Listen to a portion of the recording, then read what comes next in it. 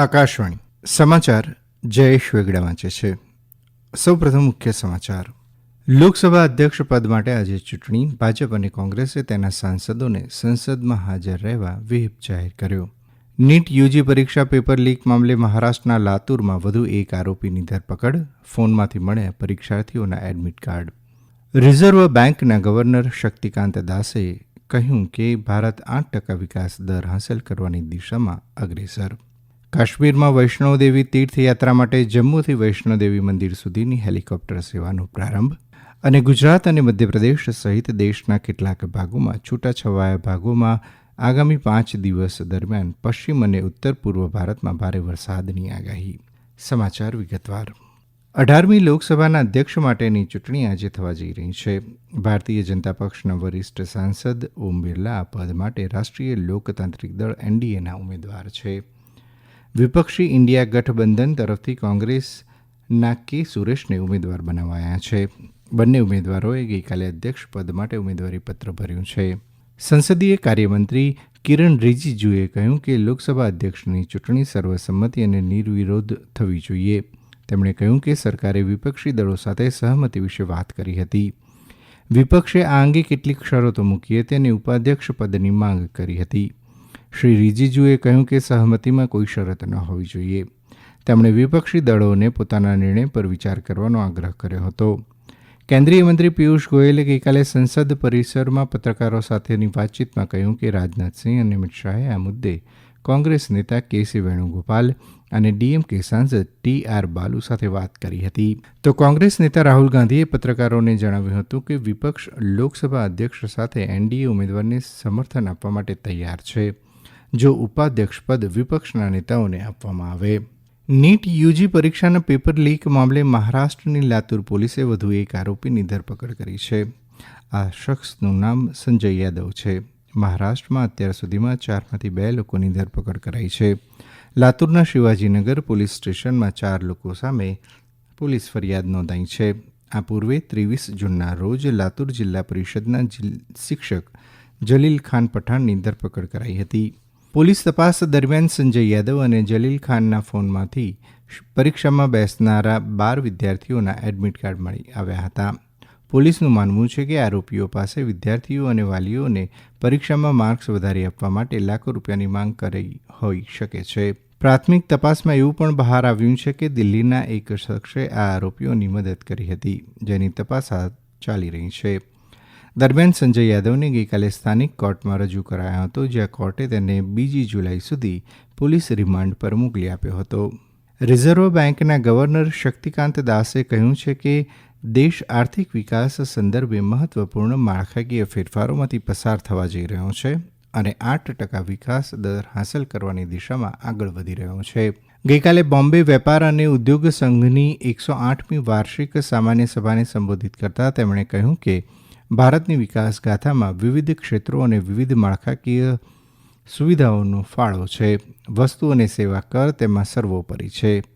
શ્રી દાસે કહ્યું કે અન્ય દેશોની સરખામણીએ ભારતમાં જીએસટી અત્યંત ઝડપથી સ્થાપિત થયો.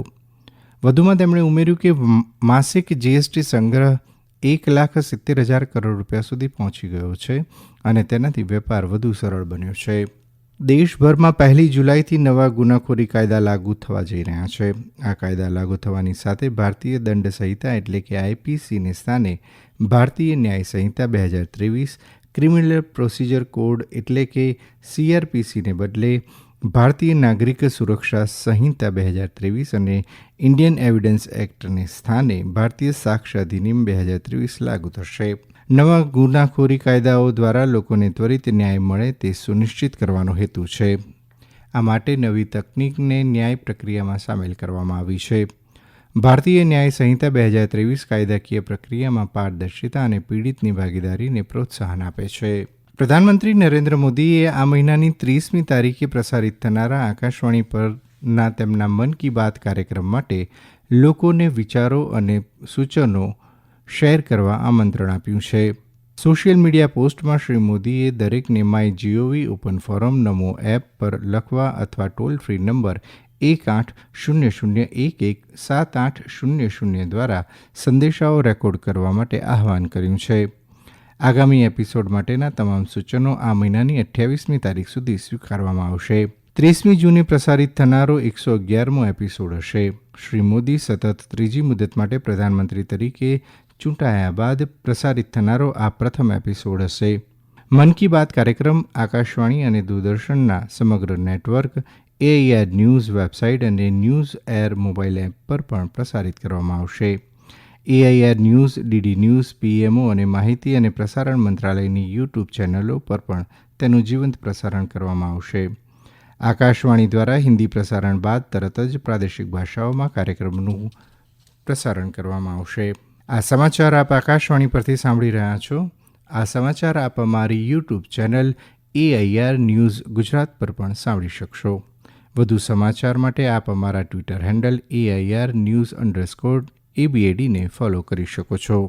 કાશ્મીરમાં વૈષ્ણોદેવી તીર્થયાત્રાને પ્રોત્સાહન મળે તે હેતુથી જમ્મુના પંચી હેલીપેડથી માતા વૈષ્ણોદેવી સુધી હેલિકોપ્ટર સેવાની શરૂઆત કરાઈ છે. આકાશવાણી જમ્મુના અમારા સંવાદદાતા જણાવે છે કે આ સેવા તીર્થસ્થળ સુધી પરિવહનનો સુવિધાજનક અને આરામદાયક વિકલ્પ પૂરો પાડશે. જમ્મુથી વૈષ્ણોદેવી માટે સીધી હેલિકોપ્ટર સેવા આફતની સ્થિતિમાં પાર પાડવાની ક્ષમતામાં વધારો કરશે. આ સેવા પ્રતિ દિવસ ઉપલબ્ધ રહેશે. પ્રત્યેક દિવસે 4 ઉડાનો સંચાલિત થશે. ઓછામાં ઓછા 4 શ્રદ્ધાળુઓને બુકિંગ કરાવવાનું રહેશે, ત્યારે જ આ ઉડાન ભરવામાં આવશે. શ્રાઇન બોર્ડે સુવિધાનો લાભ લેવા ઇચ્છુક શ્રદ્ધાળુઓ માટે 2 પેકેજ રજૂ કર્યા છે, જેમાં એક દિવસમાં પાછા આવવા પર શ્રદ્ધાળુઓને ₹30,000, જ્યારે બીજા દિવસે પરત આવવા પર ₹60,000ની કિંમત ચૂકવવાની રહેશે. શ્રદ્ધાળુઓ આ હેલિકોપ્ટર સેવા માટે શ્રાઇન બોર્ડની સત્તાવાર વેબસાઇટ www.maavaishnodevi.org થી બુકિંગ કરાવી શકે છે. ભારતીય હવામાન વિભાગે આજે અને આવતીકાલે સૌરાષ્ટ્ર, કચ્છ, પશ્ચિમ મધ્યપ્રદેશમાં છૂટાછવાયા વરસાદની આગાહી કરી છે. હવામાન વિભાગે જણાવ્યું હતું કે શુક્રવાર સુધી દરિયાકાંઠાના કર્ણાટક, તમિલનાડુ, કેરળ, તેલંગાણા, તટીય આંધ્રપ્રદેશ, વિદર્ભ, પશ્ચિમ મધ્યપ્રદેશ, પૂર્વ મધ્યપ્રદેશ અને છત્તીસગઢમાં તેમજ ગુજરાતમાં 29 જૂન સુધી છૂટાછવાયા વરસાદની શક્યતા છે. હવામાનની આગાહીને અનુરૂપ ગત રાત્રિએ દિલ્હી તેમજ ઉત્તર પ્રદેશના કેટલાક સ્થળોએ છૂટોછવાયો વરસાદ પડ્યો હોવાની માહિતી પ્રાપ્ત થઈ છે. વિદેશમંત્રી ડૉક્ટર જયશંકરે કહ્યું છે કે આફ્રિકા ભારતની પ્રાથમિકતાઓમાં ટોચ પર રહેશે. ગઈકાલે નવી દિલ્હીમાં આફ્રિકા દિવસ સમારોહમાં સંબોધિત કરતાં તેમણે કહ્યું કે આફ્રિકા સાથે ભારતની ભાગીદારી કૂટનૈતિક ચિંતાઓ અને આર્થિક લાભોથી ઉપર છે. તેમણે કહ્યું કે પ્રધાનમંત્રી નરેન્દ્ર મોદીએ પોતાના 10 માર્ગદર્શક સિદ્ધાંતોને રેખાંકિત કરીને આફ્રિકામાં ભારતની ભાગીદારીને ફરીથી વ્યાખ્યાયિત કરી છે. તેમાં સ્થાનિક ક્ષમતા અને સ્થાનિક તકોનું સર્જન કરીને આફ્રિકાની ક્ષમતા વધારવા, બજારોને ખુલ્લા રાખવા તેમજ આફ્રિકાના વિકાસને સમર્થન આપવા માટે ડિજિટલ ક્રાંતિની સાથે સાથે ભારતના અનુભવોની આપ-લે કરવાની પ્રતિબદ્ધતા સામેલ છે. આઈસીસી T20 વિશ્વકપના પ્રથમ સેમીફાઇનલમાં આવતીકાલે અફઘાનિસ્તાન અને દક્ષિણ આફ્રિકા વચ્ચે પ્રથમ મેચ રમાશે. આ મેચ ત્રિનિદાદના બ્રાયન લારા સ્ટેડિયમમાં રમાશે. બીજી સેમીફાઇનલ મેચમાં ભારત અને ઇંગ્લેન્ડ વચ્ચે મુકાબલો થશે. આ શનિવારે બાર્બેડોસમાં ફાઇનલ મેચ રમાશે. અંતમાં મુખ્ય સમાચાર ફરી એકવાર. લોકસભા અધ્યક્ષ પદ માટે આજે ચૂંટણી. ભાજપ અને કોંગ્રેસે તેના સાંસદોને સંસદમાં હાજર રહેવા વ્હીપ જાહેર કર્યો. નીટ યુજી પરીક્ષા પેપર લીક મામલે મહારાષ્ટ્રના લાતુરમાં વધુ એક આરોપીની ધરપકડ. ફોનમાંથી મળ્યા પરીક્ષાર્થીઓના એડમિટ કાર્ડ. અને રિઝર્વ બેંકના ગવર્નર શક્તિકાંત દાસે કહ્યું કે ભારત 8% વિકાસ દર હાંસલ કરવાની દિશામાં અગ્રેસર. આકાશવાણી પરથી સમાચાર પૂરા થયા.